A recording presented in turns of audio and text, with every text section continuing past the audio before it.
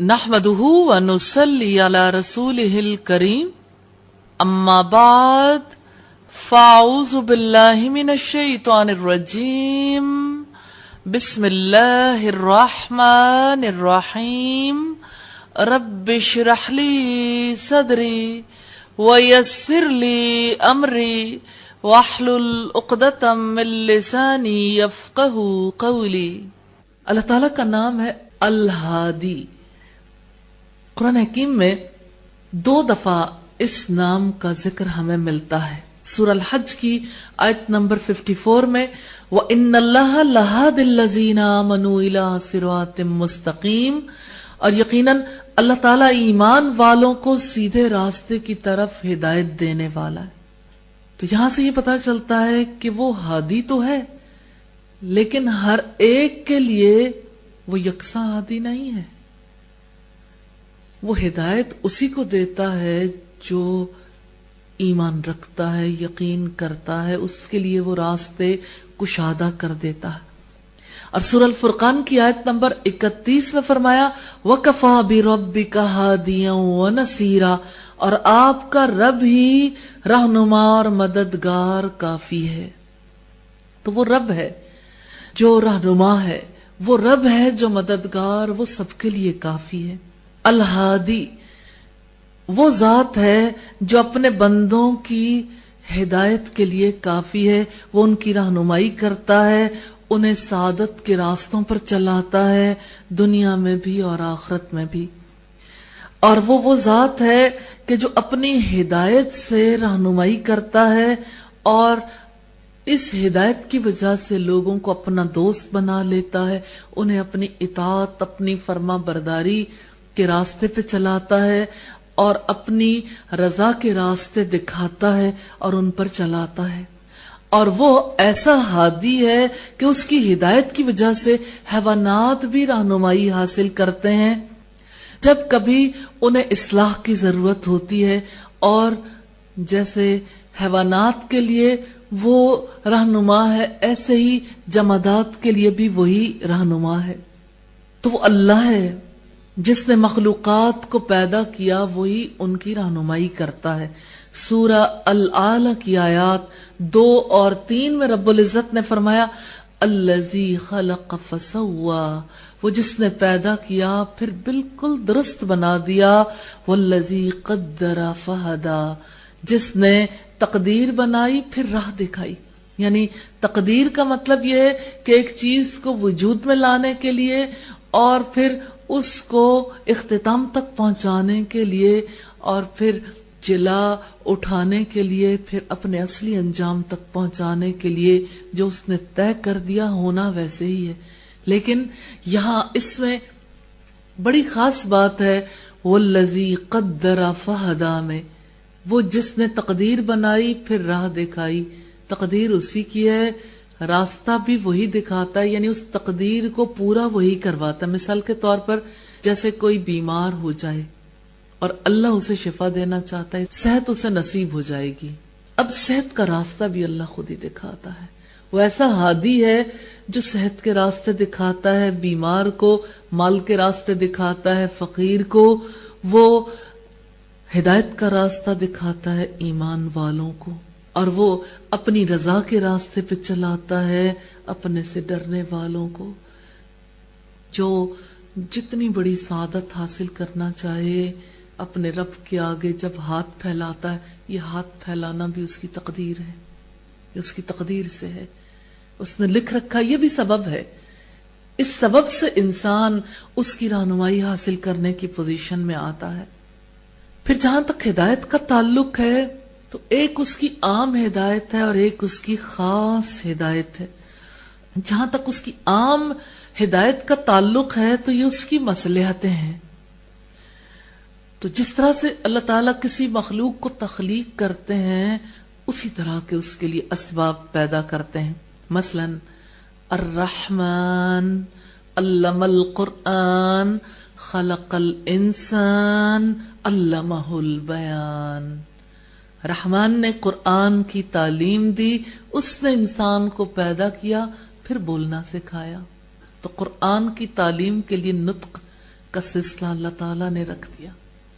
تو یہ بولنا یوں ہی رب نے نہیں سکھا دیا، اس زبان کو کلام کرنے کی یوں ہی قوت نہیں دے دی، یہ تو اللہ کا پیدا کردہ سبب ہے تاکہ انسان کلام اللہ سیکھنے کے قابل ہو اور تاکہ انسان ہدایت حاصل کرنے کے قابل ہو جائے.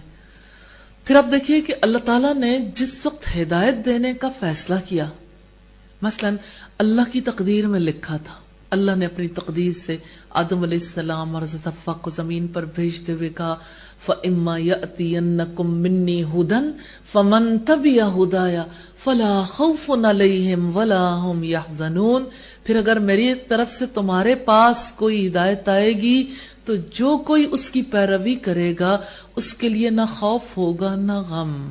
اب آپ دیکھیے اللہ تعالیٰ نے اس ہدایت کے لیے کیا کیا؟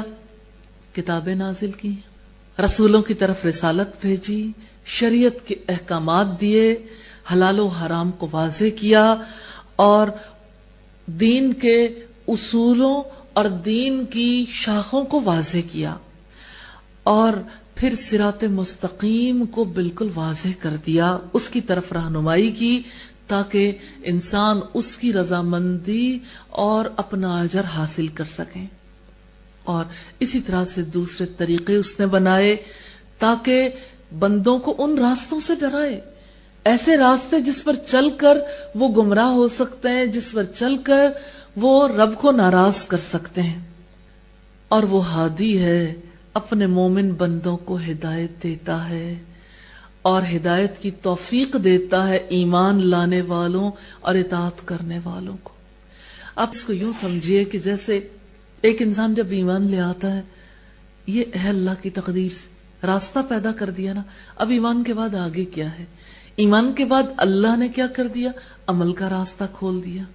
اب ایک ہے عام اعمال، کوئی عام اعمال کر لیتا ہے تو آگے سعادت کا راستہ کھل جاتا ہے، احسان کا درجہ آ جاتا ہے، اور آگے اور آگے. یعنی ایک در کے بعد اس کے دروازے بند نہیں ہو جاتے، وہ در کھلتا ہے تو 100 در کھل جاتے ہیں. وہ اسباب پیدا کر دیتا ہے. یوں مومنوں کو بھی ہدایت نصیب ہوتی ہے اور اطاعت کی وجہ سے آگے کے راستے کشادہ ہو جاتے. یاد رکھیے گا، اللہ کی طرف جانے والا ہر راستہ اطاعت کی وجہ سے کھلتا ہے. جو اطاعت کو ترک کرتا ہے دروازے بند ہونے شروع ہو جاتے. ایک جگہ پر کوئی اطاعت کو ترک کرتا ہے، اس کے لیے آگے جانے کے راستے مسدود ہو جاتے ہیں، آگے نہیں جا پاتا. ہو سکتا ہے وہاں کھڑا رہ جائے حیران و ششدر، لیکن آگے نہیں جا پائے گا. اطاعت ہی وہ راستہ ہے جس کی وجہ سے اللہ راضی ہوتا ہے اور جس کی وجہ سے آگے کی منزلیں آسان ہو جاتی ہیں. اسی لیے رب تعالیٰ نے فرمایا یا ایھا الذین آمنوا اطیعوا اللہ وَأَطِیعُوا الرَّسُولَ وَأُولِي الْأَمْرِ مِنْکُمْ. اے لوگو جو ایمان لائے ہو، اللہ تعالیٰ کی اطاعت کرو، اس کے رسول کی اطاعت کرو، اور جو تم میں سے حکم دینے والے ہوں، مرادیں جو تمہارے معاملات کے ذمہ دار ہیں، ان کی اطاعت کرو. یہی راستہ ہے سعادت کا راستہ، جنت کا راستہ.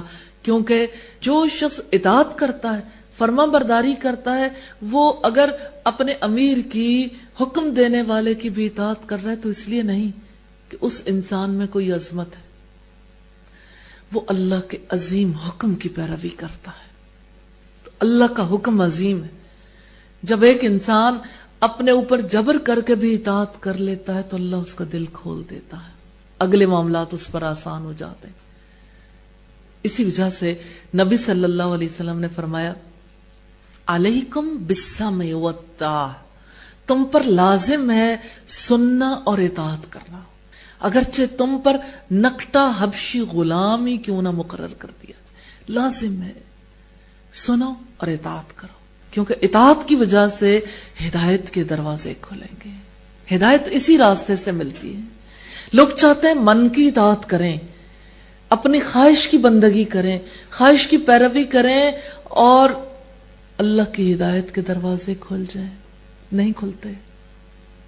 اپنے دل کی مان کے، خواہش کی مان کے، اپنے جیسوں کی مان کے نہیں راستہ کھلتا جس پر چل کر رب کے پاس پہنچنا ہے. وہ راستہ جگہ جگہ بند ہوتا چلا جاتا ہے.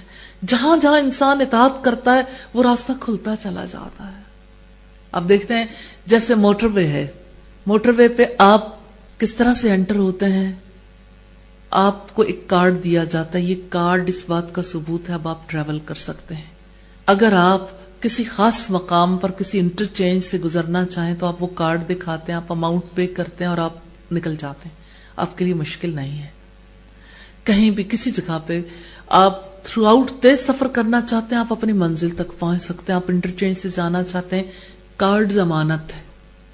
اب آپ کو یہاں سے نکلنے میں آسانی ہوگی. انٹری کارڈ ضروری ہے. اس کا مطلب ہے ایمان. ایمان ضروری ہے نا، ایمان کے ساتھ آپ کو راستے پہ چلنے دیں گے. دوسری چیز ہے اطاعت. اگر موٹر وے پہ چلتے ہوئے اطاعت نہیں کی، مثال کے طور پر آپ نے ان کے رولز اینڈ ریگولیشنز کو فالو نہیں کیا، تو ہو سکتا ہے ابتدائی طور پر تھوڑا فائن ہو، لیکن یہ ہے کہ اگر زیادہ بڑی وائلیشن ہے بڑا فائن ہوگا، اور اگر اور زیادہ بڑی وائلیشن ہے گاڑی بند اور آپ بھی بند، چلنا ہی نہیں دیا جائے گا. اس کا مطلب کیا ہے؟ کارڈ موجود ہے، آپ کے پاس کارڈ ہے اور آپ جو ہے وہ رولز اینڈ ریگولیشنز فالو نہیں کر رہے، تو آپ کو آگے نہیں چلنے دیا جائے گا. اسی طرح سے اسلام کی شاہراہ ہے، اسلام کا راستہ ہے صراط مستقیم، کہ آپ کے پاس اگرچہ ایمان کا انٹری کارڈ ہے، لیکن آگے اگر آپ اطاعت کرو گے، اطاعت کرنے سے آپ کو اس شاہراہ پہ چلنے دیا جائے گا، ورنہ وہیں سٹاپ کر دیں گے، ورنہ وہیں پہ روک دیا جائے گا. اس لیے ایمان اور اطاعت کے ساتھ آگے جانا ہے. تو اطاعت بہت ضروری ہے. آج اپنے دل میں عہد کریں، اپنے رب سے دعائیں کریں کہ اللہ جس جس کی اطاعت تو نے واجب کی ہے، تیری اطاعت سب سے بڑی، تیرے رسول کی اطاعت، تیری اطاعت، اور جتنے لوگ ذمہ داران ہیں، جہاں جہاں جو بھی مسلمانوں کے امور کے ذمہ دار ہیں، ان کی اطاعت جن پر واجب ہے لازماً ان کی اطاعت کریں گے انشاءاللہ تعالی، کیونکہ اس اطاعت کے ساتھ اسلام کے موٹر وے پہ چلنے دیا جائے گا، ورنہ نہیں. جہاں آپ تنہائی میں بھی اس سے نکل جائیں گے تو ہو سکتا ہے آپ کے جیسے انسان نے، حکم دینے والے انسان نے نہ دیکھا، اللہ کے رسول نے نہ دیکھا ہو، لیکن اللہ البصیر ہے، سب کچھ دیکھتا ہے. اس سے کیا چھپائیں گے؟ اس سے تو کچھ بھی نہیں چھپ سکتا. اور وہ کہاں تک دیکھتا ہے؟ لا تدرکہ الابصار، نگاہیں اس کو نہیں پا سکتی. وَهُوَ يُدْرِكُ الْأَبْصَارَ، نگاہ کیسے اٹھتی ہے، کیا لے کے جھکتی ہے، وہ نگاہ کو پا لیتا ہے. وَهُوَ اللَّطِيفُ الْخَبِيرُ، وہ باریک بھی ہے، پوری طرح باخبر ہے. اور سورہ لقمان میں اس نے فرمایا یا بنی، اے میرے چھوٹے بیٹے، اگر کوئی رائی کے دانے کے برابر بھی ذرہ ہو آسمانوں میں، زمین میں، کسی چٹان کے نیچے، اللہ اسے لے آئے گا. ایک لمحے کے لیے غور کر کے دیکھیں کہ اگر کوئی چھوٹا سا ذرہ آنکھ سے چھپا ہوا جو ہم سے زمین پر رہتے ہوئے پوشیدہ ہے، وہ اگر آسمانوں میں کہیں کھو جائے، کتنے وسیع خلا میں کتنے بڑے سسٹمز ہیں، گیلیکسی، ستارے، سیارے ان گنت، ان کے درمیان میں اگر ایک ذرہ ہے، اللہ اسے بھی دیکھتا ہے. اللہ اس کو بھی ایسے جانے نہیں دے گا، ہر چیز اس کے نوٹس میں. کیسے ممکن ہے کہ انسان چھپ کر کوئی کام کر لے، دوسروں کی عدم موجودگی میں کوئی کام کر لے، تنہائی میں کر لے، اور اللہ کے علم میں نہ ہو. اور آپ دیکھیے ہر وقت تو ہمارے دل پہ پہرے لگے، ہم کسی کے بارے میں ایک نیگیٹو تھاٹ اپنے اندر چھپا کے رکھ لیں، کسی کو تو معلوم نہیں ہوتا، لیکن اللہ کھول دیتا ہے. واللہ مخرج ما کنتم تکتمون، اللہ کھولنے والا ہے، نکالنے والا ہے جو کچھ تم چھپاتے ہو. اس لیے اللہ کے آگے اپنے آپ کو حاضر سمجھیں اور ایک اللہ پر ایمان لا کر اس پر یقین رکھتے ہوئے اس کی اطاعت کریں، کیونکہ اسی طرح ہدایت کا راستہ نصیب ہوتا. اور وہ اطاعت کرنے والوں کو جنت کے راستوں پر چلاتا ہے اور اس منزل تک پہنچا دیتا ہے. جیسا کہ دنیا میں وہ راستے دکھاتا ہے، اس کے لیے اسباب پیدا کرتا ہے، اور وہ جس مقام تک کسی کو پہنچانا چاہتا ہے اس کے لیے خفیہ تدابیر بھی کرتا ہے۔ مثال کے طور پر دیکھیے، اللہ تعالیٰ نے حضرت یوسف علیہ السلام کی تقدیر میں مصر کا اقتدار بھی لکھا تھا، نبوت بھی۔ نبوت کے لیے اللہ تعالیٰ نے انہیں ٹریننگ دلوائی، اپنے والد کی صحبت دلوائی۔ نبی ہوتی تب بھی، نبی ضروری نہیں کہ نبی کے یہاں ہی پیدا ہو، لیکن اللہ تعالیٰ نے اپنے خاص فضل و کرم کے ساتھ ان کو ایک خاص ماحول کے اندر رکھا۔ پھر اقتدار کے لیے کیا کیا؟ بھائیوں کے درمیان دشمنی پیدا کی۔ چاہتے تو نہ کرتے، لیکن دشمنی پیدا ہو گئی۔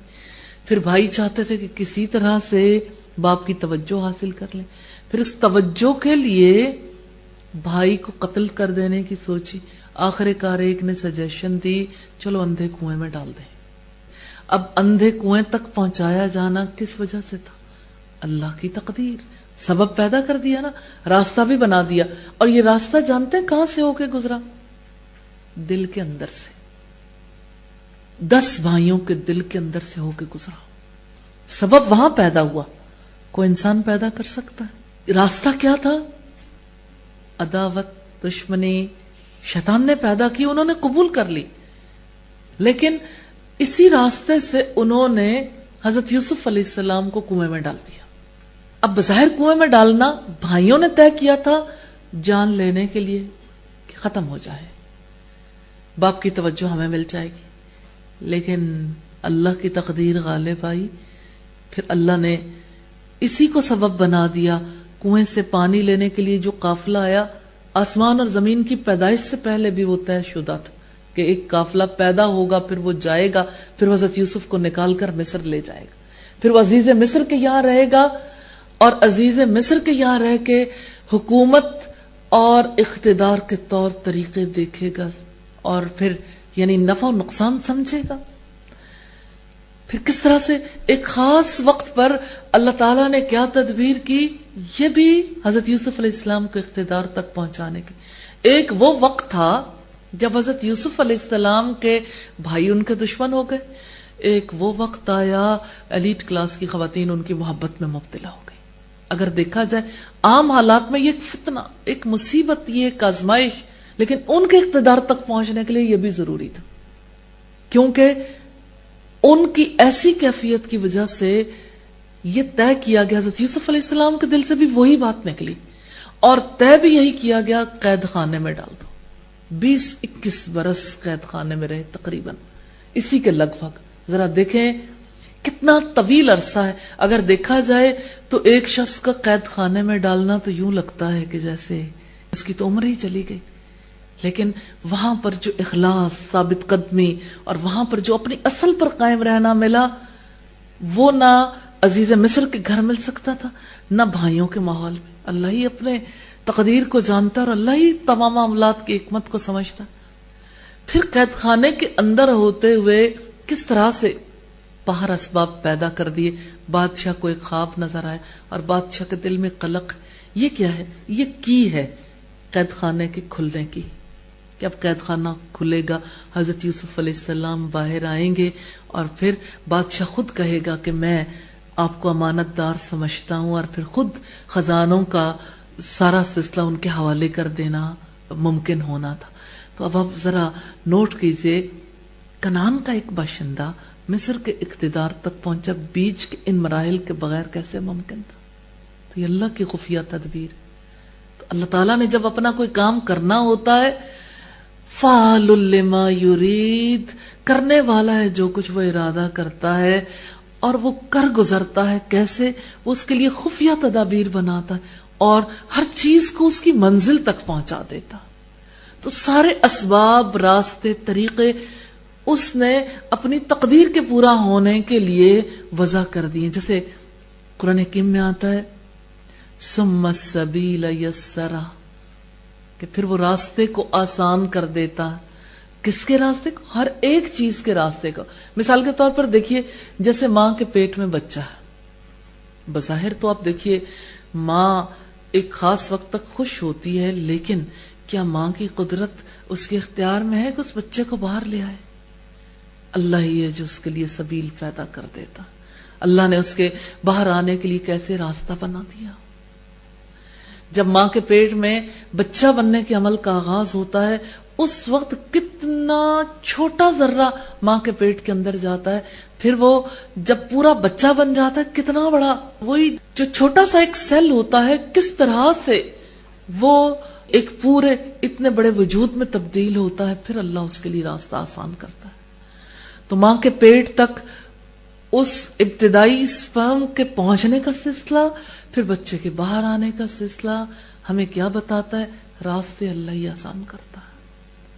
جو تقدیر وہ طے کر دیتا ہے اس کے لیے ہدایت وہی دیتا، رہنمائی وہی دیتا، ہر چیز کا پیدا کرنے والا وہی اور ہر چیز کو راہ دکھانے والا وہی ہے. اسی لیے اس نے فرمایا الذی قدر فہدا، جس نے تقدیر بنائی پھر ہدایت دی. تو اس میں ہر قسم کی ہدایت آ جاتی ہے.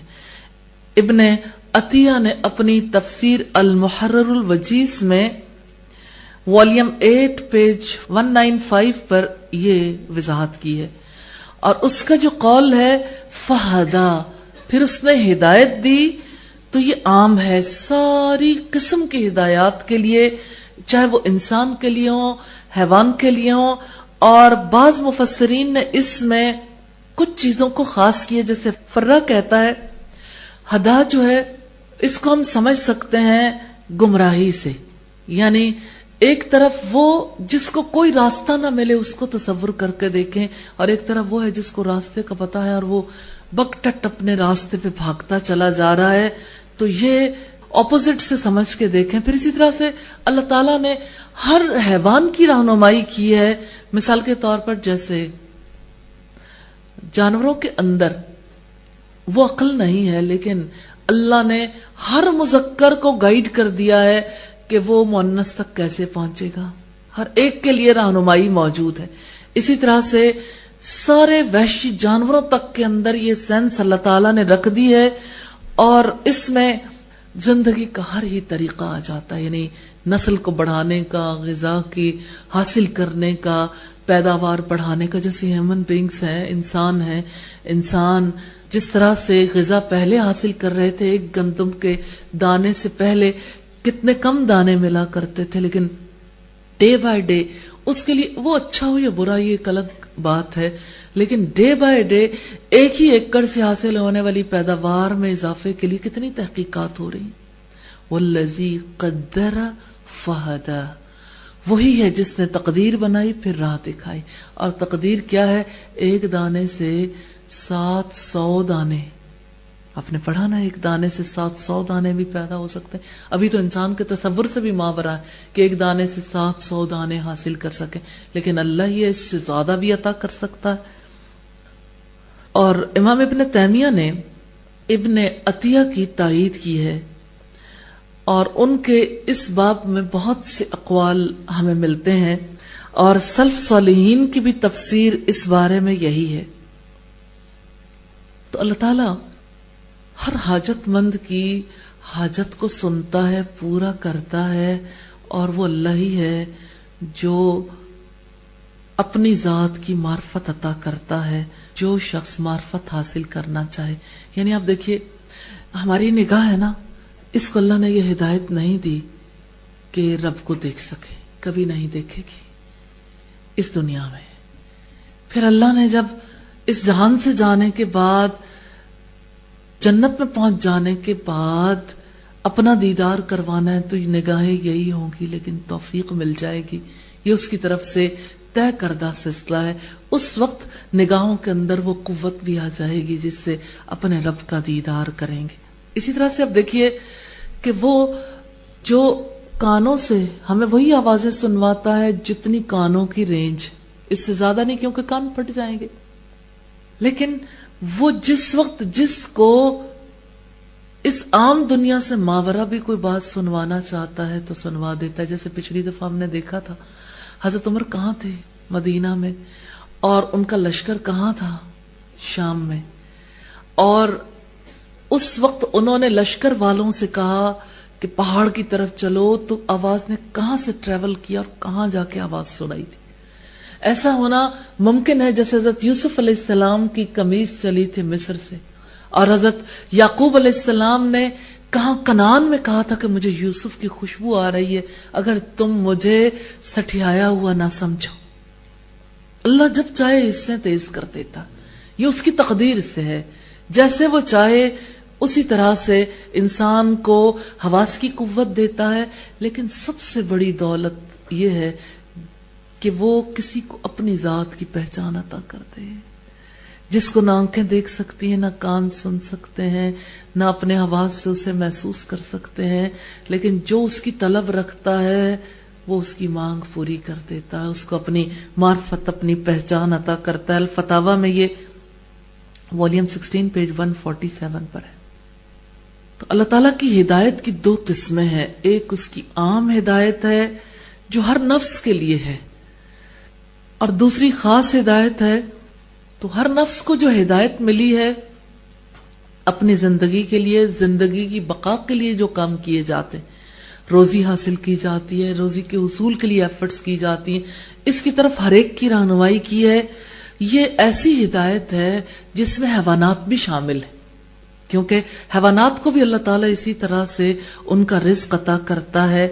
اگرچہ وہ انسان کی طرح بات نہیں کرتے، وہ جو بھی کلام کرتے ہیں وہ مبہم ہوتا ہے، اسی لیے انہیں بہیمہ سے یاد کیا جاتا ہے.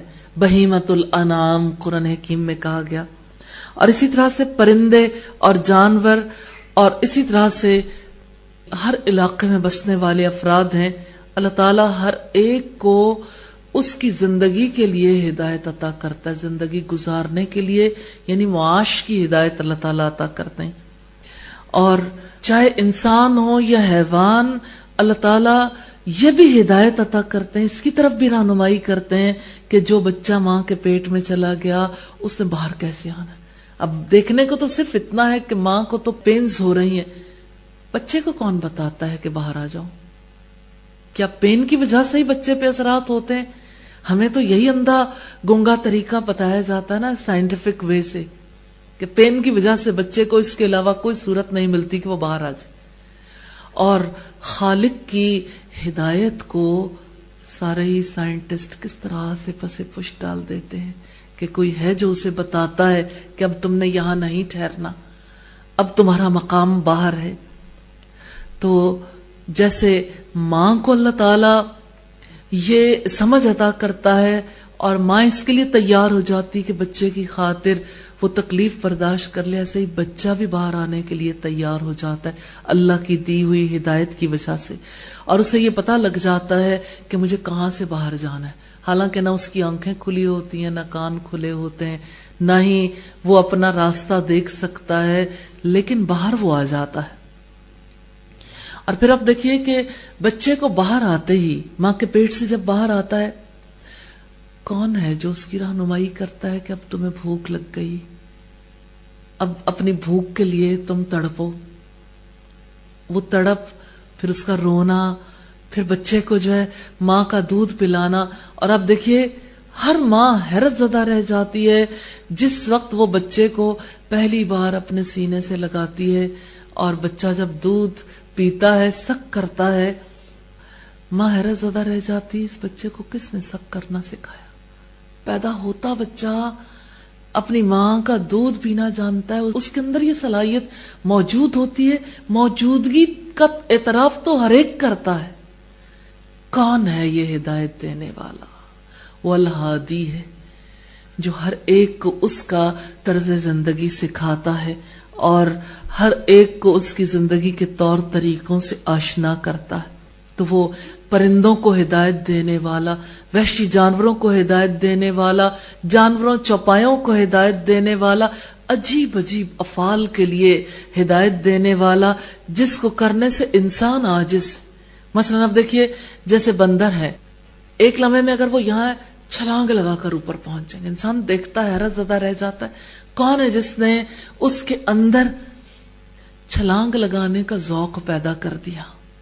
اور کون ہے جو اس کو یہ کہتا ہے یا یہ اس کی رہنمائی کر دی، اس کے اندر یہ بات رکھ دی، وہ خود آگے بڑھ کے جب جاتا ہے تو سارے اس کی یہ توجیہ کرتے ہیں کہ بندر بہت چھلانگیں لگاتے ہیں، لگواتا کون ہے؟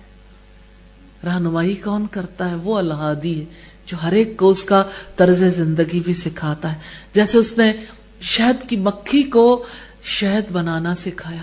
کتنے کلومیٹرز طے کرتی ہے شہد کی مکھی، کہاں سے نکلتی ہے، پھول پھول کا، پھل پھل کا رس چوستی ہے، پھر جن راہوں پہ وہ چل کے جاتی ہے اللہ نے اسے رب کے راستے قرار دیا ہے، اور پھر وہ انہی راستوں پہ چلتی ہوئی واپس آتی. مکھی کے لیے کوئی سڑک بنی نہیں ہوتی کہ اس کو پتہ لگ جائے میرا چھتا کہاں لگا ہوا ہے، جبکہ اس کا چھتا ہر دفعہ ہی بدل جاتا ہے، ہر دفعہ وہ نئے سرے سے بناتی ہے. تو وہ کس طرح سے کن راہوں پہ چل کے جاتی ہے، بالکل اپنے چھتے تک وہ واپس آ جاتی ہے. کون ہے رہنمائی کرنے والا؟ وہ الہادی ہے جو ہر ایک کی رہنمائی کرتا ہے اور بعید مسافتوں سے بھی کیسے اپنے گھروں تک پہنچا دیتا ہے. تو جیسے انسان اپنے گھروں کو پہنچتے ہیں، مکھی بھی پہنچ جاتی ہے اور زمین کے کیڑے بھی پہنچ جاتے ہیں اور آسمانوں پہ پرواز کرنے والے پرندے بھی اور جانور بھی اور ساری مخلوقات. رب العزت نے ارشاد فرمایا وَمَا مِن دَابَّةٍ فِي الْأَرْضِ وَلَا طَائِرٍ يَطِيرُ بِجَنَاحَيْهِ إِلَّا أُمَمٌ أَمْثَالُكُمْ مَا فَرَّطْنَا فِي الْكِتَابِ مِن شَيْءٍ ثُمَّ إِلَىٰ رَبِّهِمْ يُحْشَرُونَ. اور زمین میں جو جانور بھی ہیں اور جو پرندے بھی اپنے پروں سے اڑتے ہیں، ان میں کوئی قسم ایسی نہیں جو تم جیسی امتیں نہ ہو. ہم نے اپنی کتاب میں کوئی چیز نہیں چھوڑی، پھر یہ اپنے رب کی جانب بھی اکٹھے کیے جائیں گے. اور جن لوگوں نے ہماری آیات کو جھٹلایا ہے وہ بہرے گونگے اندھیروں میں پڑے ہوئے ہیں. یہ بھی اللہ نے ہدایت ہی کے لیے دی ہیں. اللہ جس کو چاہتا ہے بھٹکا دیتا ہے اور جس کو چاہتا ہے سیدھے راستے پر چلا دیتا ہے. یہ سورہ الانعام کی آیات ہیں 38 اور 39. اور دوسری قسم کی ہدایت ہے، یہ اللہ تعالیٰ کی خاص رہنمائی ہے. یہ اللہ تعالیٰ کی ایسی رہنمائی ہے جس کی وجہ سے اس کے بندے، اس کے انسان اس کے ہو جاتے ہیں. یہ اللہ کی حجت ہے جو اس نے اپنی مخلوق پر تمام کی ہے، اور اس حجت سے باہر کوئی نہیں. یعنی اللہ نے ہر ایک پر یہ حجت تمام کر رکھی ہے. سورہ زمر کی آیت نمبر 57 میں فرمایا او تقول لو ان اللہ ہدانی لکنت من المتقین، یا کہے کاش اللہ تعالیٰ نے مجھے ہدایت دی ہوتی تو میں یقیناً اللہ سے ڈر جانے والوں میں سے ہوتا. اور رب تعالیٰ نے فرمایا سورہ فصلت کی آیت نمبر 17 میں وَأَمَّا سَمُودُ فَهَدَيْنَاهُمْ فَاسْتَحَبُّوا الْعَمَى عَلَى الْهُدَى.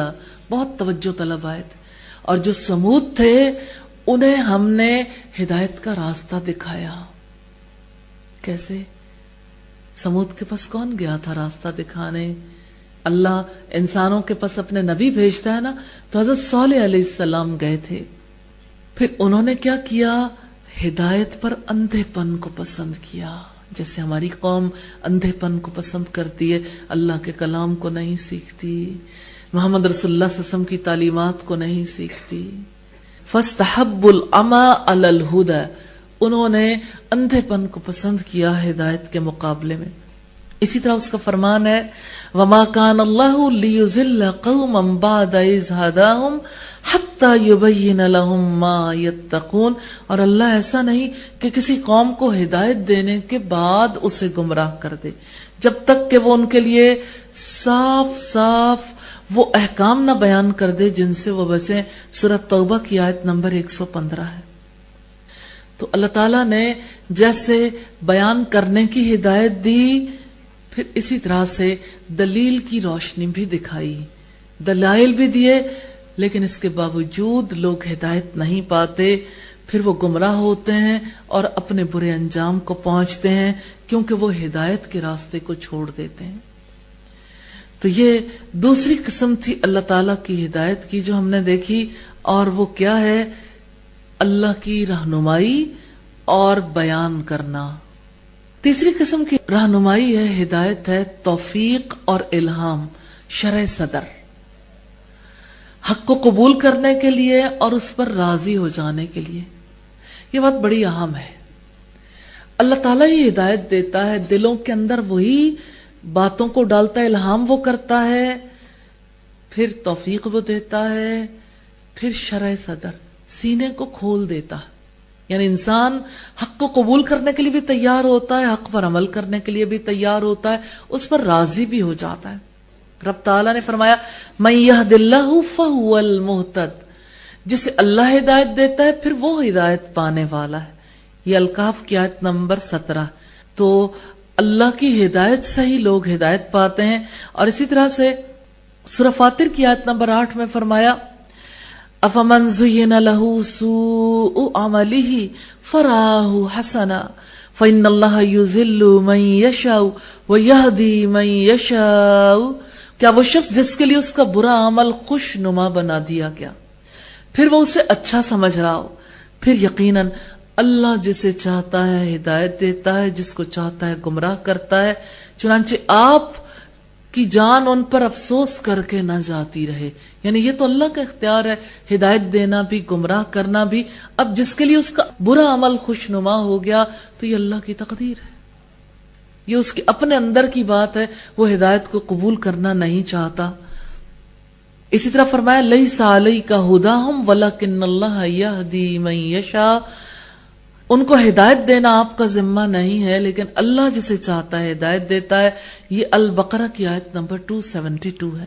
اور سجدہ کی آیت نمبر 13 میں فرمایا اور اگر ہم چاہتے تو ہر نفس کو اس کی ہدایت دے دیتے، لیکن میری جانب سے یہ بات سچی ثابت ہو گئی کہ میں ضرور جنوں اور انسانوں سے جہنم کو بھر دوں گا. اور اسی طرح سے اس نے سورہ المائدہ کی آیت نمبر 16 میں فرمایا یہدی بہ اللہ من اتبع رضوانہ سبل السلام. اس کے ذریعے اللہ تعالیٰ ان کو سلامتی کے راستے دکھاتا ہے. بات بڑی اہم ہے. اس کلام کے ذریعے سے اللہ ان کو سلامتی کے راستے دکھاتا ہے جو اس کی رضا کے طلبگار ہیں، جو چاہتے ہیں کہ اللہ راضی ہو جائے. وہ اپنی توفیق سے انہیں اندھیروں سے نکال کر روشنی میں لاتا ہے اور سیدھے راستے کی طرف ان کی رہنمائی کرتا ہے. تو اللہ سبحانہ و تعالی صراط مستقیم کی ہدایت دیتے ہیں ہر دن اور ہر رات میں. کس طرح سے؟ 5 نمازوں کے ذریعے سے. اللہ نے 5 نمازیں رکھ دیں اور پھر سیرت رسول صلی اللہ علیہ وسلم کے ذریعے سے، اور بہت سی دعائیں رب تعالیٰ نے اپنے نبی کے ذریعے سے ہمیں سکھائیں جس کے ذریعے سے ہم ہدایت طلب کر سکتے ہیں، ثبات، اپنی اصلاح اور اپنے لیے سیدھا راستہ اور توفیق. اور پھر اسی طرح سے کتنی دعائیں رب تعالیٰ نے سکھائیں کہ ہم گمراہی سے بچ جائیں، ہمارے دل ٹیڑھے ہونے سے بچ جائیں. اور اللہ نے اس کا ہمیں حکم دیا ہے. حقیقتاً ہدایت اور گمراہی اور ہر خیر اسی کے ہاتھ میں ہے. وہ جس کو چاہتا ہے ہدایت دیتا ہے، جس کو چاہتا ہے گمراہ کرتا ہے. سورہ الانعام کی آیت نمبر 39 میں فرمایا من یشاء اللہ یضللہ. جس کو وہ چاہتا ہے اللہ اسے گمراہ کر دیتا ہے. وَمَن يَشَاء يَجْعَلْهُ عَلَى صِرَاطٍ مُسْتَقِيمٍ. جس کو چاہتا ہے سیدھے راستے پر چلا دیتا ہے. چوتھی قسم کی ہدایت ہے جنت کی طرف، آگ کی طرف اور قیامت کے دن کی طرف. جہاں تک جنت کی ہدایت کا تعلق ہے تو اللہ تعالیٰ نے اس کے بارے میں خبر دی ہے اس کے رہنے والوں کو. وہ کہیں گے جنت میں جا کے، جب وہ جنت میں اس کی نعمتوں میں داخل کر دیے جائیں گے، الحمدللہ الذی ہدانا لہذا. سورہ الاعراف کی آیت نمبر 43 ہے. الحمدللہ ہمیں اللہ ہی نے اس کے لیے ہدایت دی ہے، یعنی ہمیں جنت کا راستہ اس نے دکھایا، اس کی رہنمائی سے ہم یہاں تک آن پہنچے. پھر اسی طرح سے جہاں تک آگ کی طرف رہنمائی کا تعلق ہے، سورہ صافات کی آیات 22 اور 23 میں رب العزت کا فرمان ہے جمع کرو ان سب لوگوں کو جنہوں نے ظلم کیا اور ان کے ساتھیوں کو بھی، اور جن کی وہ عبادت کرتے تھے اللہ کے ماں سوا، ان کی دوزخ کے راستے کی طرف رہنمائی کرو. تو بات ہے ہدایت کی کہ اللہ ہی دوزخ کی طرف بھی رہنمائی کرتا ہے اور جنت کی طرف بھی راستے اس نے واضح کر دیے. تو اللہ کے اس اسم عظیم میں تفکر و تدبر کے لیے بہت کچھ ہے کہ وہ اپنے بندوں کے لیے اسلام کے راستے کو کھولنے والا ہے، ان کے فقر کو مالداری میں تبدیل کرنے والا ہے۔ جو بھی مجبور ہو کر رب سے طلب کرتا ہے، ہدایت طلب کرے، ہدایت دیتا ہے، سیدھے راستے پر آسانی سے چلنا چاہے آسانی مل جاتی ہے، اگر کوئی بکٹٹ بھاگنا چاہے تو اسے بھاگنا نصیب ہوتا ہے۔ وہی دنیا کے سارے معاملات میں رہنمائی کرتا ہے اور وہی آخرت کے معاملات میں رہنمائی کرنے والا ہے۔ اور شیخ الاسلام امام ابن تیمیہ کہتے ہیں کہ بندہ ہر حال میں اللہ کی ہدایت کا فقیر ہے، تمام معاملات میں اور تمام امور میں اس کی قدرت کے بغیر، اس کے دیے بغیر ہدایت نصیب نہیں ہو سکتی۔ تو انسان محتاج ہے توبہ کے لیے، توبہ کرنے کے لیے بھی اسی کی طرف رجوع کرے گا، تب توبہ کرنی نصیب ہوگی۔ تو سارے ہی امور ہدایت، جتنے بھی کام ہیں، استغفار کرنا، توبہ کرنا، پھر اسی طرح سے نیکی کی توفیق طلب کرنا، یہ سب کام اللہ ہی کے عطا کرنے سے نصیب ہوتے ہیں۔ تو انسان اپنی ہدایت کے لیے اس کا محتاج ہے، اور جو اس سے ہدایت طلب کرتا ہے اللہ اس کی ہدایت میں اور اضافہ فرما دیتا ہے۔ اسی طرح سے جیسے دیکھیے اللہ نے جو کام انسان پر فرض کیے ہیں، ان فرائض کی ادائیگی میں انسان اللہ تعالیٰ کی مدد کا محتاج ہے، وقت پر نماز کی ادائیگی کے لیے، نمازوں کو مستقل مزاجی سے ادا کرنے کے لیے، پھر اسی طرح سے اللہ کے دین کا علم حاصل کرنے کے لیے، پھر اسی طرح سے دیگر عبادات کو انجام دینے کے لیے انسان اپنے رب کا محتاج ہے۔ کب کب دن میں بھی رات میں بھی اللہ ہی سب کچھ نصیب کرنے والا ہے۔ بیان الدلیل میں ہے یہ پیج نمبر 5 پر۔